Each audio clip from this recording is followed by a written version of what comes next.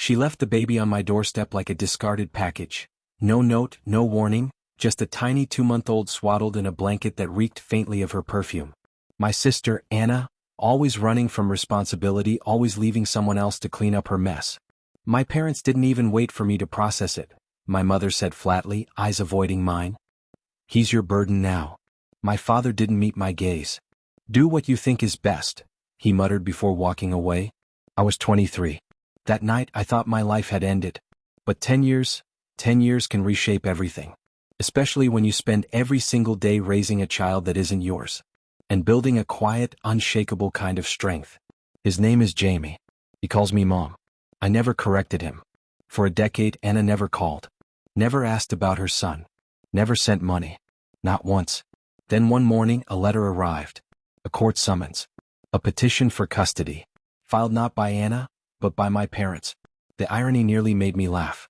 The same people who once labeled him a burden now claimed I'd kept them apart, accused me of poisoning him against family.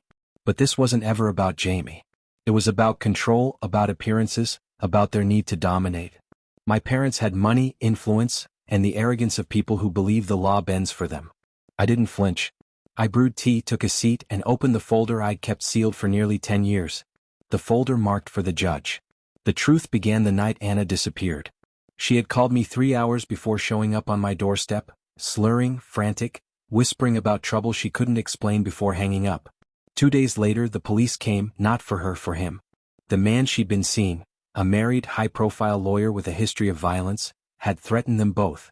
Anna had been his secret. Jamie, her child, was his. And he didn't want a scandal. I learned the details from an old email Anna forgot to delete. $50,000 wired to her account, and a message that said, "Disappear, or the baby does."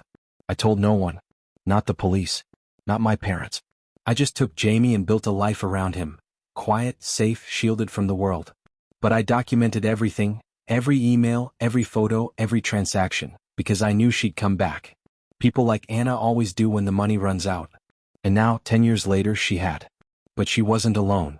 My parents were there too, pretending this was about family. They didn't know the full story. They didn't know who Jamie's father really was. They didn't know what Anna had done to keep him silent. I did. And I had proof. The courtroom smelled of polished wood and arrogance.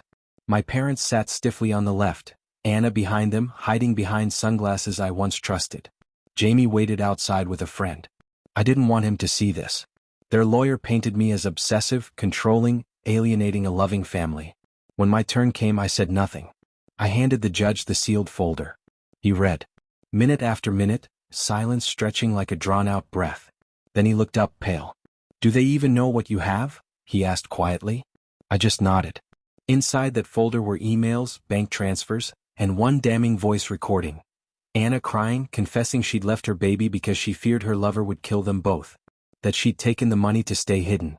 That she begged our parents not to tell anyone. The judge turned to them. "Mr. and Mrs. Hale," he said, voice cold.